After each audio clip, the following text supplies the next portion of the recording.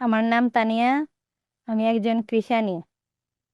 আমি সরষা চাষ করি।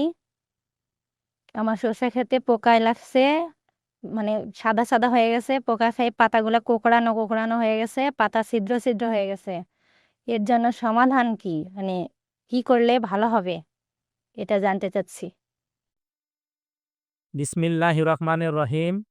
এক কৃষক ভাই প্রশ্ন করছেন, আমি সরিষার চাষ করছি, কিন্তু আমার সরিষার গাছের পাতাগুলো পোকা খেয়ে ফেলতেছে।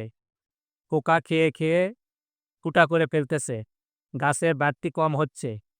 ভাই কৃষক, আপনি যে ফসল চাষ করছেন, সরিষার পাতা ফুটা করে ফেলতেছে বলে, এটা এক ধরনের বিটল পোকার আক্রমণে এই পাতা খেয়ে ফেলে।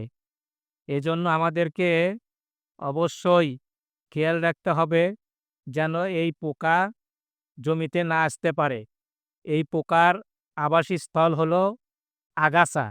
আগাছার মধ্য থেকে এই পোকা আক্রমণ করে পাতায়।